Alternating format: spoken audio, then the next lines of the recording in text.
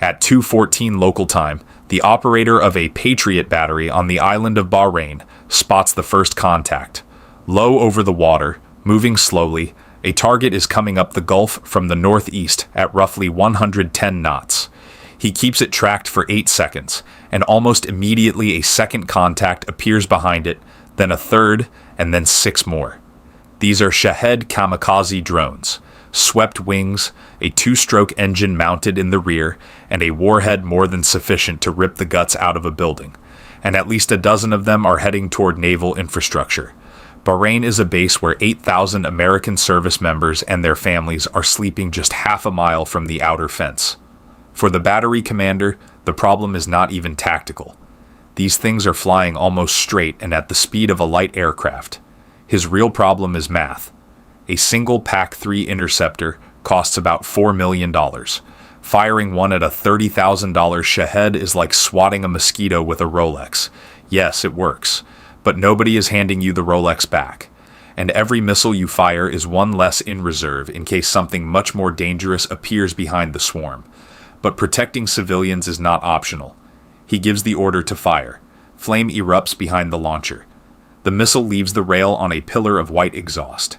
A 17-foot guided projectile, like a telegraph pole with fins, accelerates to Mach 5 in less than 2 seconds. No conventional warhead. No fragmentation. Just a 700-pound guided brick that is meant to meet the target head-on and let kinetics do the rest. The Shahed does not maneuver and seems to have no idea it is already being engaged. The PAC-3 tears it apart over the harbor. Wreckage rains into the water. Another launch. Same result. Then another. The drones keep coming because Iran did not send one wave. It sent several. And the crucial thing the battery commander does not yet know is that these Shaheds were never supposed to hit anything. They were bait from the beginning. The Patriot crew is killing them faster than Iran can feed the next waves into the timing sequence, and while both batteries are turned northeast, finishing off the remnants of the swarm, a ballistic missile comes down from above, almost on a vertical line at around Mach 13. Iran's most advanced weapon slips through the front door at the exact moment the guards are busy chasing skateboarders in the parking lot. The first warhead hits a service facility 130 feet from the command node. The second destroys a satellite uplink antenna. Out of everything Iran throws at Bahrain, only 2 munitions get through. 2 hits, and the operational effect is almost 0. The destroyed dish was only one of at least half a dozen ways the Fifth Fleet communicates with its ships. HF radio, UHF channels, satellite communications, Link 16, the Fleet broadband network, secure chat. Losing one antenna is like someone cutting your home phone line when you still have a cell phone, a satellite phone, and your neighbor's Wi-Fi password. Communications are rerouted within minutes. The Fifth Fleet does not even lose rhythm. 50 miles across the water, in the UAE, the situation is updating at Al Dhafra Air Base. The screens begin filling rapidly with new inbound tracks, and now they are about to face a much more serious test. The Combined Air Operations Center sits inside a hardened building on the base. No one leaves their console. An air campaign does not go on pause just because Iran decided to answer with fire. At 3 o'clock local time, Iranian ballistic missiles cross the coastline in echelons. The second wave is already climbing before the first has even reached the engagement envelope. The third is right behind it. The entire design is meant to keep Patriot batteries turning without stop, and force reloads without a single open window. A PAC-3 MSQ operator locks onto the leading target at a range of 40 miles. Speed, trajectory, probable impact point, all of it is calculated in less than 2 seconds. He confirms launch. The canister blows, and a PAC-3 leaves the launcher. Same concept as in Bahrain, except now the MSE variant is faster and meaner. Mach 5. Maneuvering with the same kind of high-altitude control jets, whose precision resembles the systems NASA uses to dock spacecraft. Millimeter-level corrections at this closure speed mean one thing. Both objects simply cease to exist at contact. The first intercept flashes above Doha at 80,000 feet. The warhead and the interceptor vanish in the same second. A combined closing speed of more than 8,000 miles per hour turns them into a cloud of particles that will drift through the upper atmosphere for days. 90 seconds later, another missile is already going up. Every Iranian target on trajectory is met by an American interceptor. The operators work in the mechanical rhythm of a drill they have run through on simulators hundreds and thousands of times. Iran's only success at Al Udeid comes from the same trick used in Bahrain.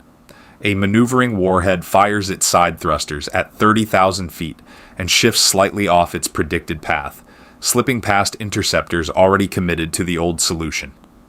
2 warheads and 1 low-flying Shahed squeeze through an overloaded window. And an early warning radar station takes damage. Part of the runway ends up pitted with craters.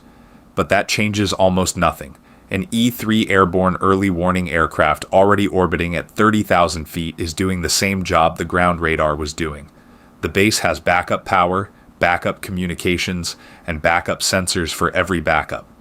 The cargo runway begins getting filled with fast-setting concrete within the first hour. Inside the command center, the screens continue flashing with strike reports. Overhead lights sway. One officer manages to grab his coffee before the cup slides off the console. Outside, beyond the blast-resistant windows, fire trucks are working the airfield. Inside, officers continue directing the air campaign against Iran without pause. Iran has just pushed 3 munitions straight through the front door of the very facility coordinating that campaign, and the air war behaves as if it barely noticed. But over Kuwait, the picture becomes different. The sky above Ali al-Salem sounds like a thunderstorm that never moves on.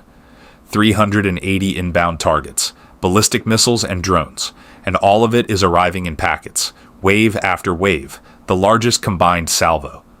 Any modern missile defense system lives at exactly this limit. Kuwaiti and American Patriot crews are about to set a record that may never be repeated.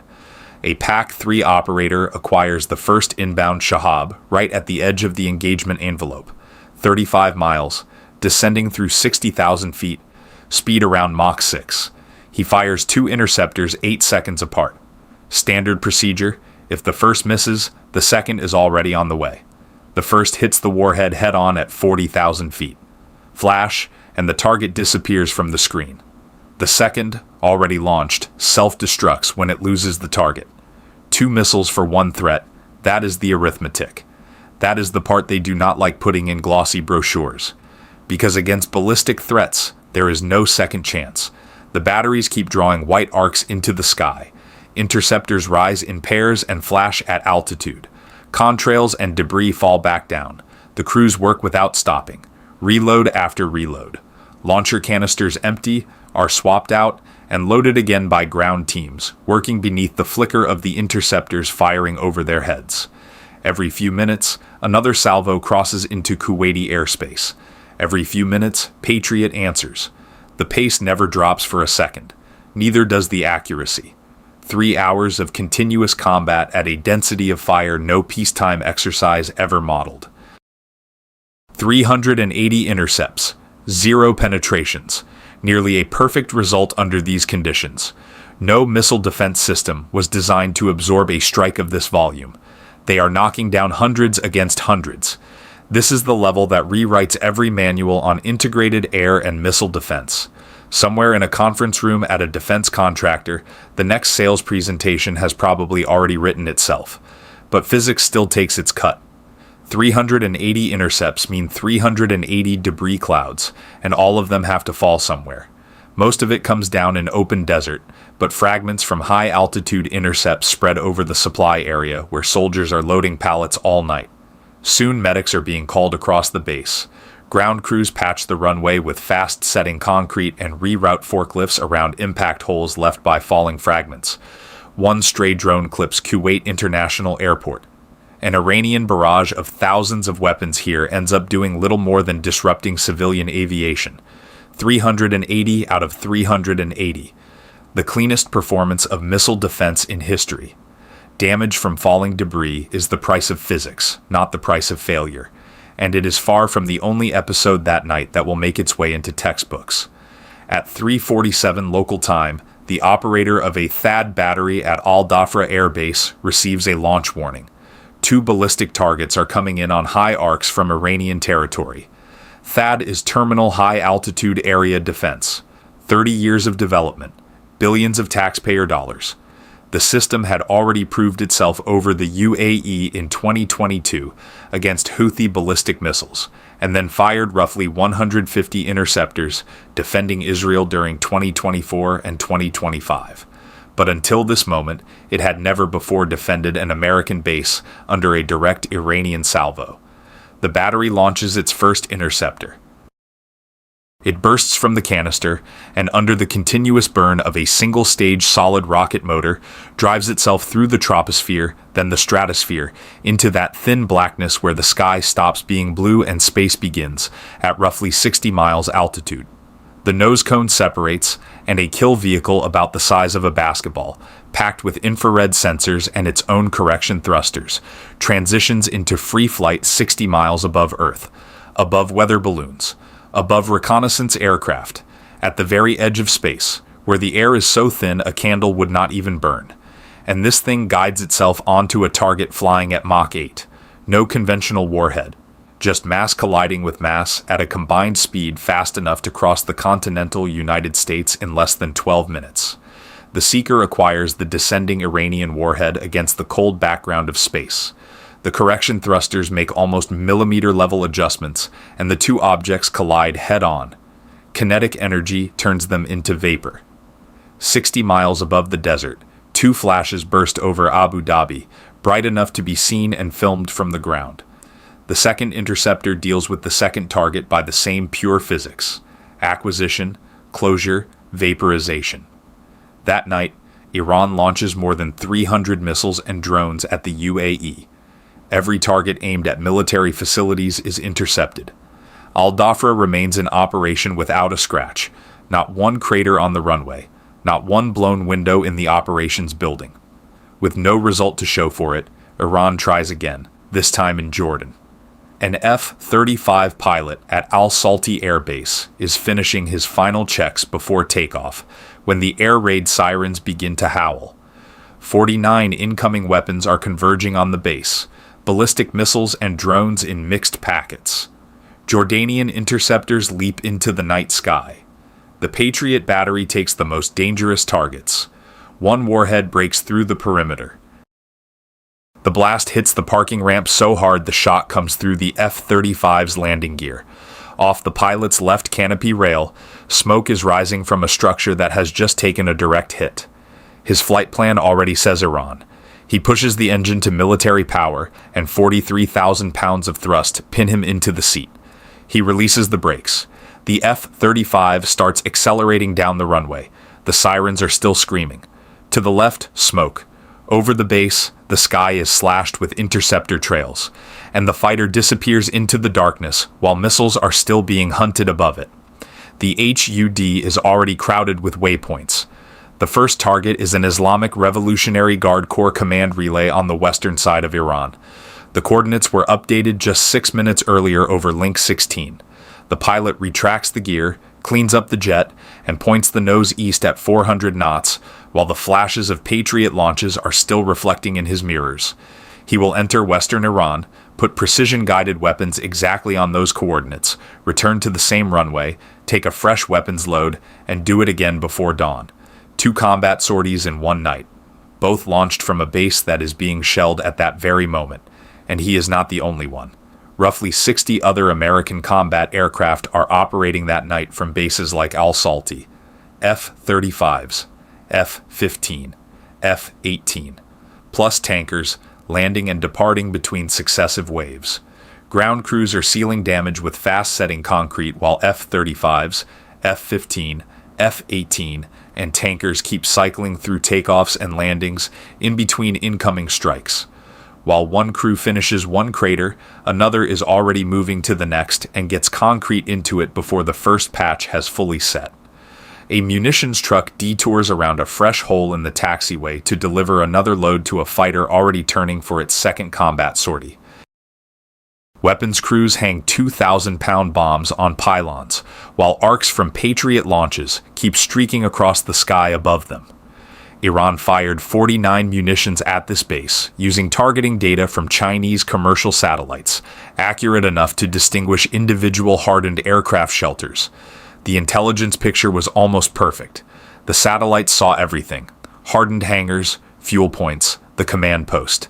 And still every one of those aircraft takes off, drops ordnance on Iran, comes back for more, goes again.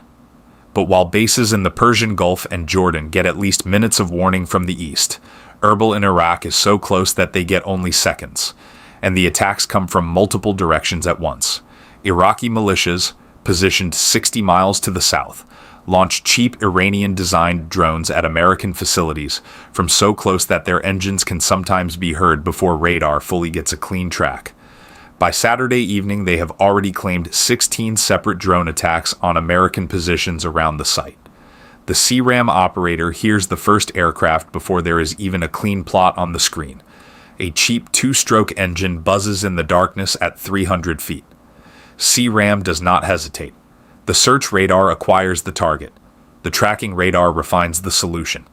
Then the 20mm 6-barrel M61 Gatling spins up to 4,500 rounds per minute. The 6-barrel cluster rotates more than 12 times per second. Tungsten rounds leave the barrel at 3,600 feet per second, like a swarm of enraged hornets. And the drone comes apart at a distance close enough for the fireball to be seen with the naked eye. The burst lasts less than a second. Around 25 tungsten rounds punch through the plastic fuselage as if a fire hose hit a paper plate. From radar return to scrap metal takes only seconds. The second drone approaches from a completely different direction. From the south, not the west. The turret swings, acquires, fires. The night flashes again. The third comes from the northwest. Same result. CRAM shreds them so fast that the gun cluster is already glowing in infrared.